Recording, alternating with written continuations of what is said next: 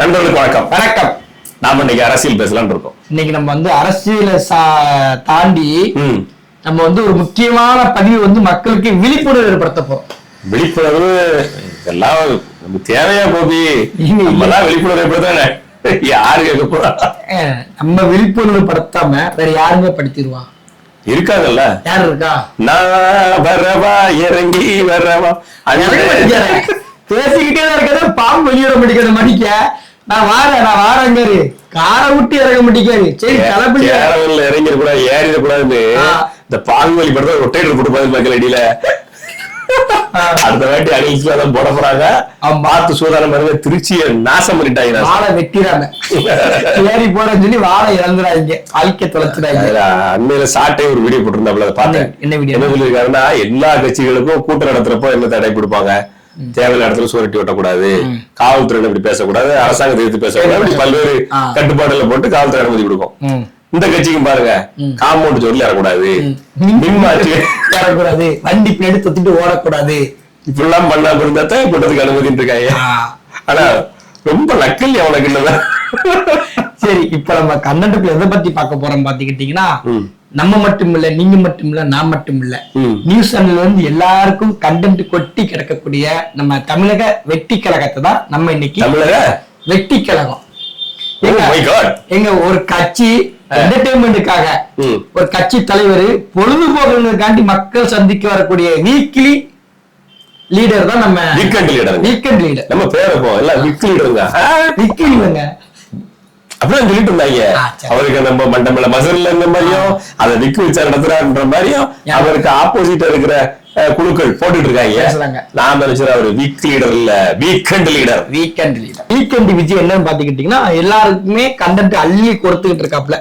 அப்படி நம்மளுடைய சேனலுக்கும் நம்ம 2 பேரும் கண்டென்ட் கொடுத்திருக்காருல.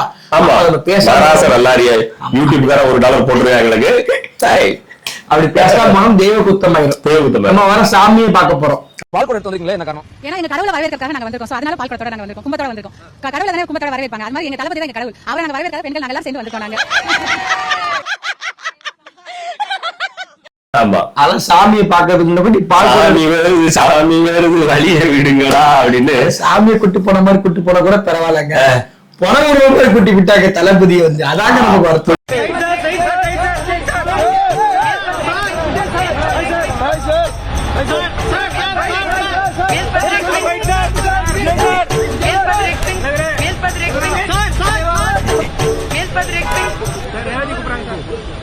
இவ்வளவு பிரச்சனைக்கு மத்தியில ஒருத்த மேல ஏறி தம்பி குதிச்சு தளபதியை பார்த்துட்டேங்க அப்படின்னு ஆனந்த கண்ணீர். ஒரு அம்மானா அம்மான்னு சொல்லக்கூடாது, ஒரு லேடி. இப்ப அம்மா சொன்னா அம்மாக்கு மரியாதை போயிருவீங்களா? அதுக்காண்டி ஒரு லேடி எல்லாம் பாருங்க, தளபதியை பார்த்துட்டேங்க.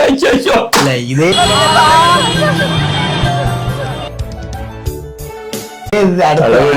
கண்ணீரின் புருஷனை தொடச்சு விடாங்க. அதெல்லாம் எனக்கு டவுட்டுங்க. இப்ப இதே இடத்துல உணர்ச்சி பொங்க பேசியிருக்காங்க புரிஞ்சுக்கிறோம்.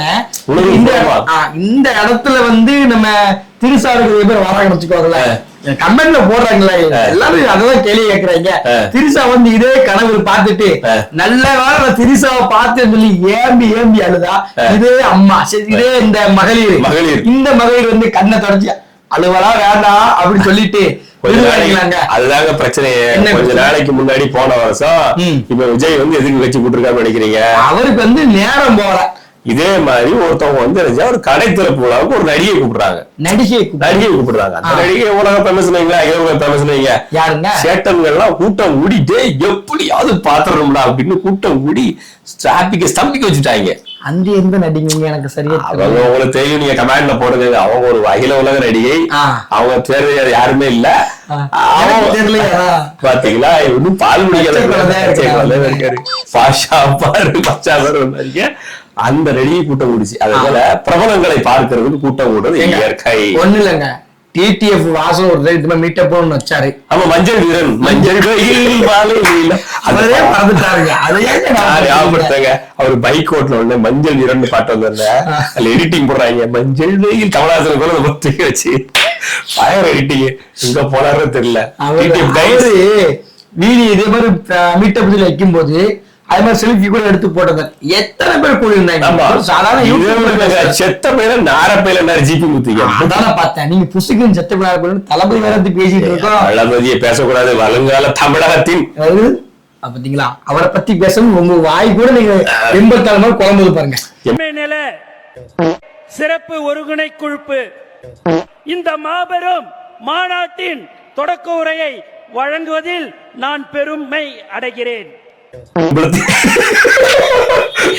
அதாவது டிவிகே கட்சியை பத்தி பேசிட்டாரு, ஆட்டோமேட்டிக்கா நல்லா பேச கூட குழப்பி எதுக்கும் கூட்டம் கூடுது. இப்ப பாருங்க, அண்மையில வாழ்றாரு மகாராஷ்டிரா ஒருத்தர், நம்ம ஏங்க எவ்வளவு கூட்டம் தங்கப்பாண்டிக்கு.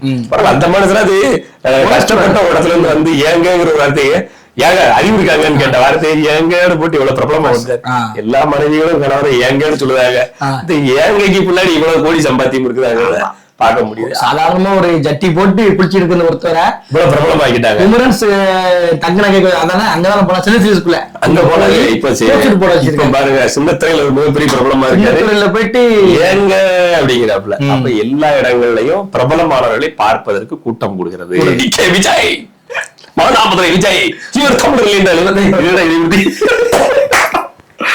நேரத்துல நீங்க கீழே குடிஞ்சு பேசணும்.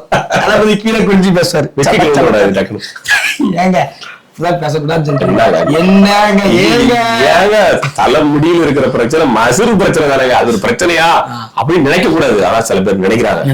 அவங்க அதனால என்ன பண்றாங்க, ஒரு சாதாரண மயிர் பிரச்சனை கூட பெருசா எடுத்துக்கிட்டு மயிரே போனதை கூட மணிக்கு நினைச்சுக்கிட்டு மண்டே தூக்கி மாட்டு வந்து நிக்கிறாங்க, கட்சி நடத்திட்டு இருக்காங்க.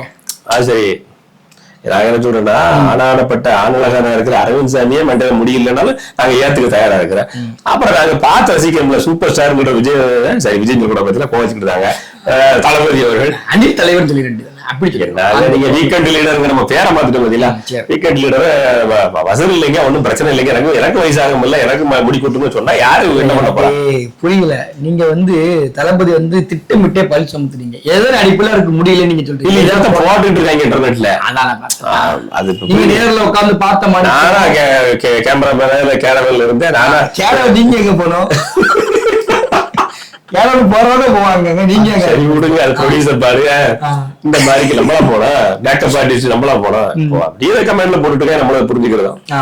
அந்த மாதிரி தளபதி வந்து களத்துல இறங்கி குதிச்சு அரசியல் பண்ணலாம் வர நேரத்துல நேத்து பாருங்க, நமக்கு எப்போதுமே கமெண்ட் ஒண்ணு வந்துரும் வழக்கமா, மைக்க மாத்துங்கிற. அதே மாதிரி தளபதிக்கும் நேத்து மேடல உட்கார்ந்து பேசணும்னு போயிருக்காருங்க. போன இடத்துல அவர் நிறைய பிளான் பண்ணி ப்ரீ பிளான்டா இப்படி வந்து நோட்டோட வந்துட்டார். நீங்க துண்டிச்சு திட்டு போனதை கிண்டல் பண்ணுவீங்க, நான் பேப்பர் கிட்ட வந்துருந்தேன், அரியலூருக்கு பின்னாடி இருந்து எடுத்துக்கிடுவோம், திருச்சியா இடது பக்கத்தில் இருந்து விட்டு கொண்டு போகும்போது ஸ்கூல்ல காலேஜ். இப்ப புரியுதா மக்களே, மறைமுக உறவுக்காரர்கள்னு நாம ஏன் சொல்றோம்னு? சரி, இப்ப நம்ம அரியலூர் மாவட்டத்துக்கு வருவோம்.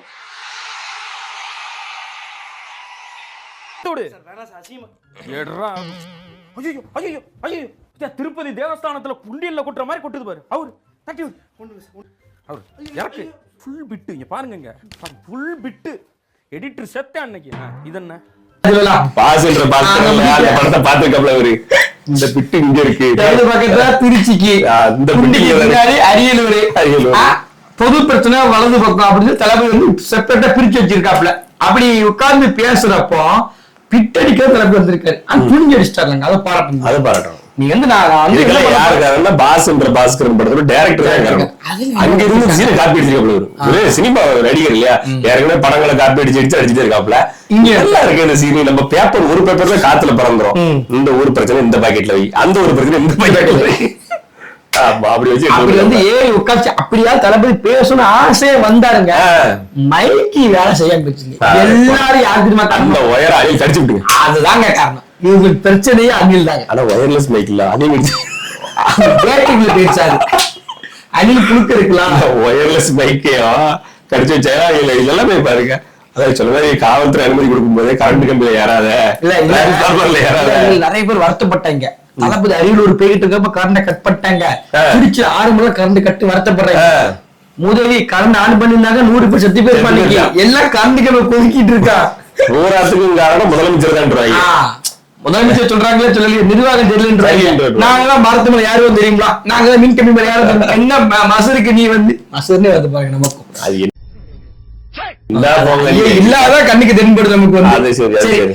என்ன இதுக்கு நீங்க வந்து கரண்ட போட்டீங்க, நாங்க எல்லாம் ஏறி குதிப்போம் எகிரி வருவோம் தெரியுமா எல்லாம் பண்ணிட்டு இருந்தாங்க. இடையில சில போட்டோஸ் எல்லாம் வந்து சன் குரூப்ல போட்டுட்டு இருந்தாங்க. சன் குரூப் மீன்ஸ் சன் நெட்வொர்க்ல நியூஸ்ல. அதாவது விஜய் அவர்கள் கட்சி நடத்துற மாநாட்டு அப்படி பாட்டம் வந்து போட்டோ எடுக்கிறாங்க. இடத்துல ஃபுல்லா ஒரே செருப்பா செதறி கிடக்கு. ஒரு காலில் போடுற செருப்பை கூட கழட்டி விட்டு போயிருக்காங்க. அப்படி ஏர்போர்ட் வாசல்ல எப்படி கிடக்கு, கூட்ட இடத்துல எப்படி இருக்கும். அப்புறம் வரைக்கும் அந்த ஏர்போர்ட் பேரிகேட் பூராத்தை உடச்சி பிச்சு எரிஞ்சிட்டு போயிருக்காங்க. இன்னொரு இடத்துல எதிர்மாயிருச்சு. தளபதி லாக் பண்ணிட்டான் ஒருத்தன். தளபதி லாக் பண்ணிட்டாங்க. வீடியோட தான் இருக்கு, நம்ம வீடியோட போட்டுருவோம்.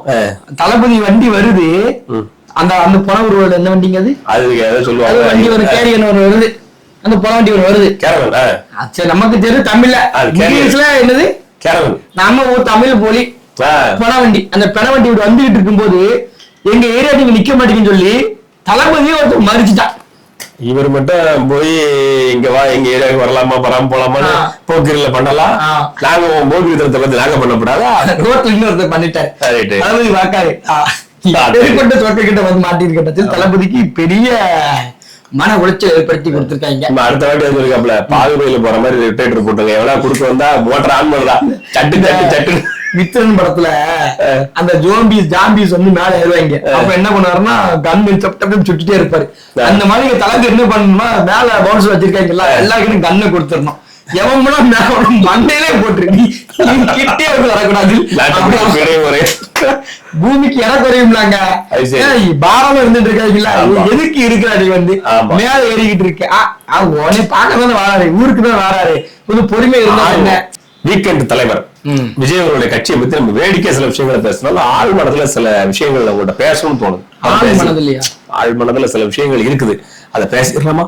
எனக்கு ஆள் மண்டையில இருக்கு. சரி நீங்க பேசுங்க, அப்படி பிடிச்சி மனசுக்குள்ள இருக்கு, உங்க மண்டையில மனசுக்குள்ளே தாக முடிவு மண்டையிலே முடி உள்ளதா அப்படி உள்ளது என் மண்டையில இருந்தாங்க அப்படி சொல்றீங்க கதைக்காங்க. சரி என்ன கதைன்னா, இதுல இந்த ஜெனரேஷன் கிட்ஸ் குழந்தைகள் மனிதர்கள் இவங்களை பார்த்து ஜென் செட் அப்படிங்கிற அந்த ஜெனரேட்டர் செட் இல்ல, அது நம்ம வந்து 80s கிட்ஸ். சரி இதுல 2K கிட்ஸ் இவங்க என்ன பண்றாங்க, பொண்ணு கிடைக்குதுங்கிற பிரச்சனை, பல பிரச்சனை 90s கிட்ஸ் இருக்கு, அது தனி பிரச்சனை. இவங்களோட மைண்ட் செட் அப்படின்னு பாக்குற பொழுது 24 மணி நேரம், அதாவது இப்ப நம்ம ஸ்கூல் படிக்கிற காலத்துல செல்போன் வந்து நம்ம கம்மியா இருந்திருக்கும், பட்டன் போன் இருந்திருக்கும், அப்புறமா டச் போன் போனே கிடையாது, அப்புறம் ரொம்ப கிடையாது. ஆமா அதுக்கப்புறம் கொஞ்சமா வந்து என்ன செய்யறோம், எவல்யூஷன் என்ன செய்யறோம், இந்த டச் ஸ்கிரீன் போன பாக்குற அப்புறம் பழகிக்கிறோம். ஆனா இவங்க என்ன பண்றாங்க, ஸ்கூல் படிக்கிற காலகட்டங்கள்ல இருந்து இந்த போன் இந்த டெக்னாலஜிக்குள்ள வர ஆரம்பிச்சாங்க. எடுத்த உடனே இன்டர்நெட்ல நோண்டி பழகுறாங்க.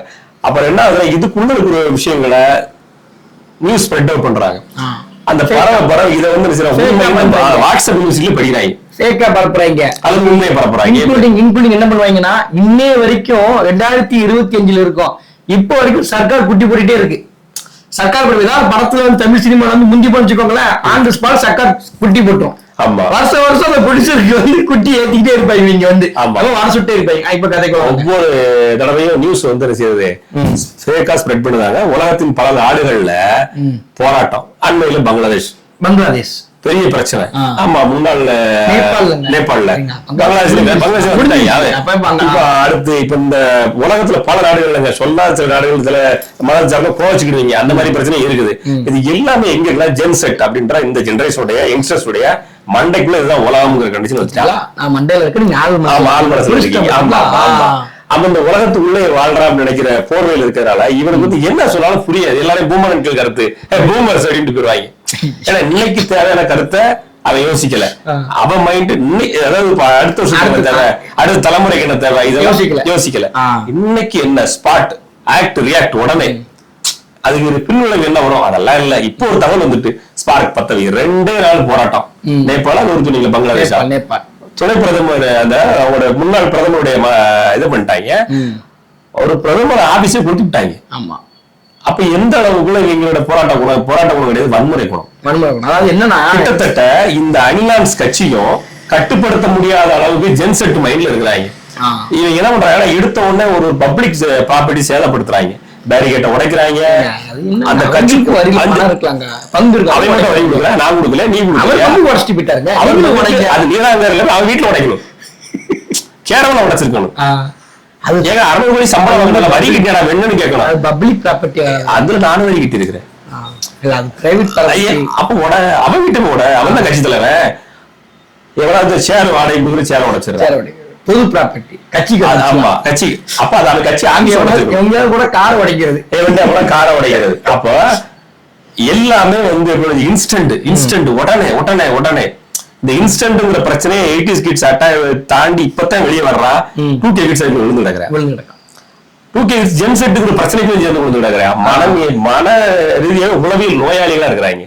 இவங்கதான் வாக்காளர்களாவும் இருக்காங்க. பிரச்சனையா அதுதான். இவங்க திருத்தம் நமக்கு ஒன்றும் அவசியம் இல்லை, என்னமோ பண்ணிட்டு போறாங்க. இந்த பரதேசிக்கு ஓட்டு போட வேண்டிய அவசியம் இருக்கு.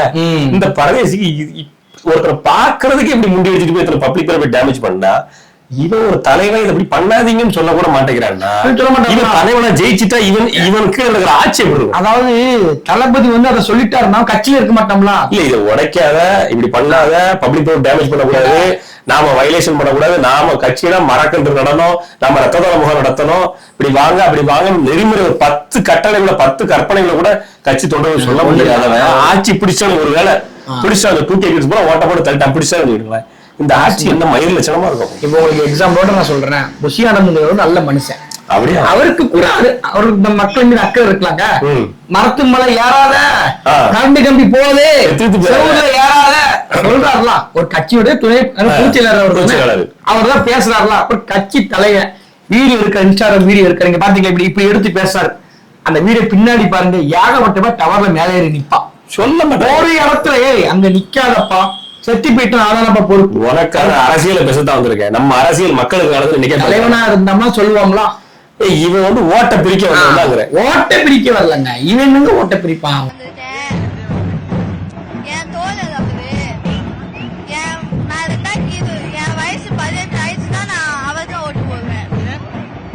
அவன் ஸ்கூல் லீவுக்கு வந்து பேசி நடக்கான். பாக்குறீங்க இன்னொரு கதையை கவனிங்க. இவன் பிஜேபி எதிர்த்து பேசுறான், ஓகே வரவே இருக்கிறேன். சேம் சைடு காங்கிரஸே எதிர்க்கல.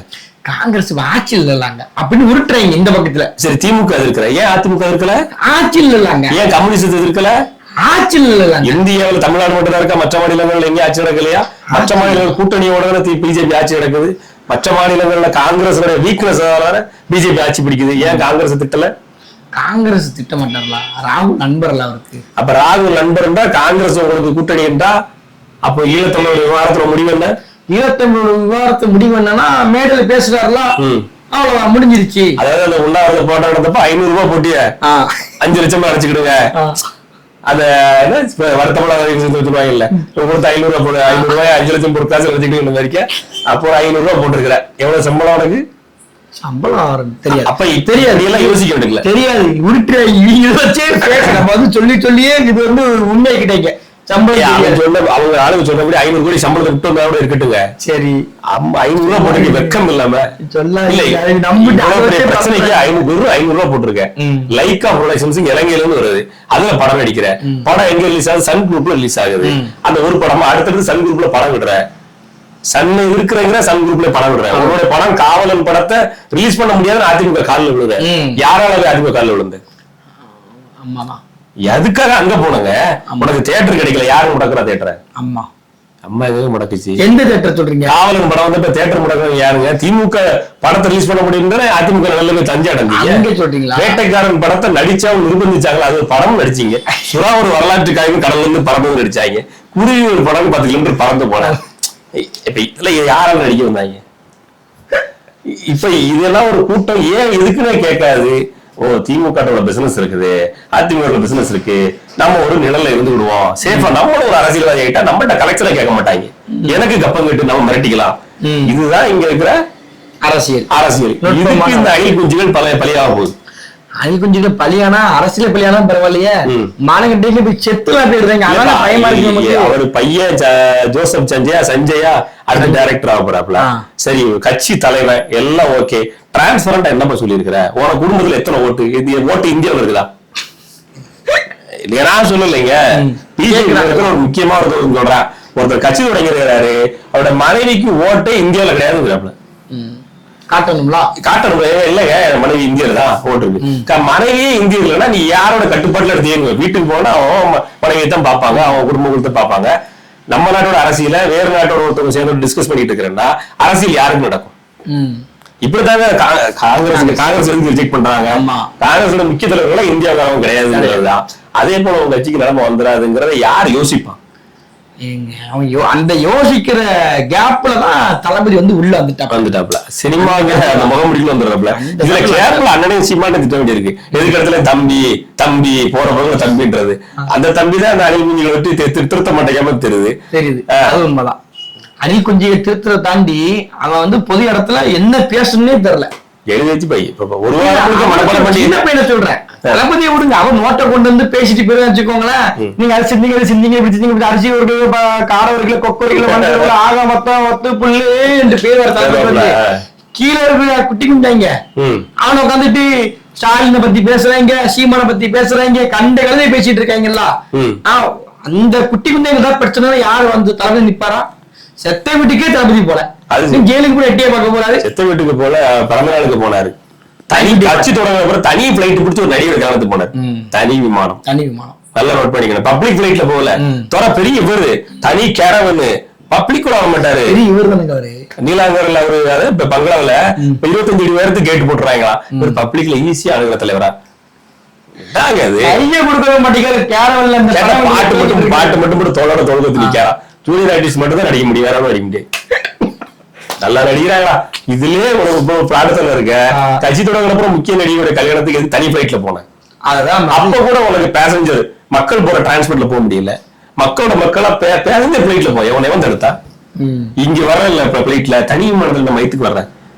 இதெல்லாம் கேள்விகளை வந்து லட்சம் கேள்விகள் வைக்க வேண்டியிருக்குது. ஆனா அடிலான்ஸுக்கு எங்கள்கிட்ட பணம் இருக்கு வர்றேன், எங்கள்கிட்ட பணம் இருக்கு வர்றேன். கரெக்டரா பணம் இருக்கு வர்றான் கரெக்ட். உனதான் பக்கத்துல விடலையே. நாளைக்கு எம்எல்ஏ மட்டும் உள்ள போய் பக்கம் போக முடியும். இதுதான் ஒரு பிடிச்சிக்கிறாங்க. தயவு செய்து யாராவது பேசணும் இந்த மாதிரி ரூஸ்டாக் விடாதீங்க. தளபதியோட சம்மா 200 கோடி தளபதி சீட்டை பிடிச்சிருவாரு. தளபதி சிஎம் சும்மா பேசினதெல்லாம் வீடியோ கட் பண்ணி தேசியத்தை போட்டு இவரையும் போட்டுருந்தாங்க. பேசிக்கிட்டே வாட்ஸ்அப் டெஸ்ட் வச்சுதாங்க. மானகிட்ட அதான் பேசுறப்போ ரூஸ்டாக்கே விடாதீங்க. Thalapathy solid was out 250 was out. இது கம்பேர் பண்ணி பேசிக்கிட்டே இருக்கணும். நீங்க தளபதி பெருமையா பேசுங்க. உதாரணத்துக்கு வந்து தளபதி ஜெயிச்சிருவாரு அது சொல்லிட்டு அடுத்த வார்த்தை நீங்க போட்டணும். தோத்து போயிருவாரு வார்த்தை போட்டு அந்த டக்குன்னு கட் பண்ணிட்டு நிப்பாட்டிடுவான். மோசமான கல்ச்சர் நீங்க வந்து ரொம்ப ரொம்ப பேசுறப்ப எல்லாருக்கும் சொல்றோம். யூடியூப்ல பேசக்கூடியவங்க, ட்விட்டர்ல எழுதக்கூடியவங்க அந்த ஒரு வார்த்தையோட நிப்பாட்டுறீங்க. உடனே பண்ணிருக்க நீங்க வந்து அது புரியல அவங்களுக்கு வந்து ஸ்பீடா பேசுங்க. 87 மணி போயிட்டே இருக்கு. நீ வந்து மாலை வழக்கரணும் போடுவியோ என்ன கர்மத்தையும் போடுவோம். பேசலனா அவன் வீடியோ நிப்பாட்டிட்டு பேக்வர்ட் பிஜிஎம் தளபதி வந்துட்டாரு சொல்லி வீடியோ போட்டுருவான். அவரே சொன்னார் 2 சீட் ஜெயிச்சிருவாங்க. ஆமா அதெல்லாம் கொஞ்சம் பார்த்து இருங்க. தளபதியோட அரசியல் யாருக்கு லாபமோ இல்லையோ தளபதிக்கு நஷ்டம். விஜய் பேசினா யாருக்கு லாபம் யாருக்கு நஷ்டம் கேக்குறாங்க. விஜய் வாய் தொடர்ந்து பேசினார்னா யாருக்குமே நஷ்டம் கிடையாது. விஜய்க்கு மட்டும் தான் நஷ்டம். ஏன்னா அவர் மண்டையிலயும் ஒண்ணு இல்ல, வயலின் மூளையை சொல்றேன். அவர் எழுதி கொடுக்குற பேப்பர்ல ஒண்ணும் கிடையாது. எழுதி கொடுக்குற அதனால அவரே விஜய் பேசினார்னா அந்த அறிஞர் பேனா வச்சுக்கிட்டு பெரிய வள்ளுவர் ஒரு எழுத்தாணியோட விஜய் பேசினார்னா விஜய்க்கு தான் ஆபத்தை தவிர வேற யாருக்குமே கிடையாது. நன்றி, வணக்கம்.